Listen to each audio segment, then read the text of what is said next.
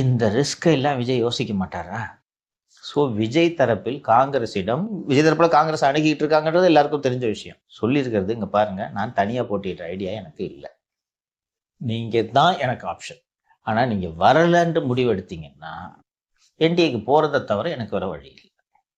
அப்புறம் போய் தமிழ்நாட்டில் பிஜேபி கரத்தை வலுப்படுத்திட்டுன்ற குற்றச்சாட்டெல்லாம் என் மேலே வைக்காதீங்க. இது ஏன் கொஸ்டின், ஏன் சர்வைவல் கொஸ்டின். நான் அந்த முடிவை எடுத்தாலும் எடுப்பேன். நீங்க தான் உங்க முடிவை சொல்லணும்னு காங்கிரஸிடம் விஜய் தரப்பில் தெரிவிக்கப்பட்டு விட்டது.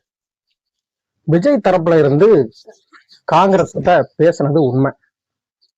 ஆனா சவுக்கு சொல்ற மாதிரி என்டிஏவுக்கு அவர் வருவாரா அப்படிங்கிறது பெரிய கேள்விக்குறி. ஆனா ஒண்ணு, டிஎம்கே கூட்டணிக்குள்ள விஜய் பெரிய குண்டே வச்சுட்டாரு.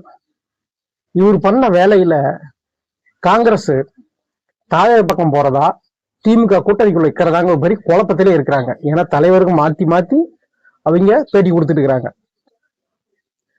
தாவே பக்கம் போனா மத்தியத்துல அந்த 39 எம்பியும் கட் ஆயிரும். தாவே கூட வந்தாலும் ஜெயிக்கிறது அப்படிங்கிறது கொஞ்சம் கம்மி தான். என்ன செய்ய போறாங்க காங்கிரஸ் பொறுத்து இருந்து தான் பார்க்கணும். கட்சியை நம்பி நிற்கக்கூடிய வேட்பாளர்கள் அத்தனை பேரும் பல ஆண்டு அரசியலில் இருந்து செல்வந்தர்களா? எல்லாரும் வீட்டை துறவை அடமானம் வச்சுதான் நிக்க போறான். அப்ப அவன் வெற்றி பெற்றாதான் அவன் கூட கட்சியில் இருப்பான். அதெல்லாம் தாண்டி கட்சி எப்படி நடத்துவீங்க இல்லையா? இதெல்லாம் திங்க் பண்ண மாட்டாரா Vijay? At end of the day ஒரு மனுஷனுக்கு சர்வைவல் முக்கியம். இன்னொன்னு ஜெயிக்கிற வரைக்கும் தான் விஜய் வாழ்கன்னு கத்துவான். தோத்துட்டானா அடுத்து ஓடி போயிடுவான் வேற கட்சிக்கு. யோசிக்க வேண்டிய விஷயம். ஏன்னா ஜெயிக்கிற வரைக்கும் தான் கூட இருப்பாங்க. தோத்துட்டாங்கன்னு வச்சுக்க, எந்த கட்சியில இருந்தாலும் சரி அதை விட்டு விலகத்தான் பார்ப்பாங்க. ஏன்னா தோக்க கட்சியோட பின்னாடி நாம எதுக்கு செலவு பண்ணணும் அப்படிங்கிற ஒரு எண்ணம் எல்லாத்துக்கும் இருக்கும். கூட்டம் அதுல ஒரு எஸ்பி புசியானந்த் அவர்களை மாற்றிட்டாங்க. அதாவது என்னன்னா கியூஆர் கோடு கொடுத்தாதான் உள்ள விடணும்.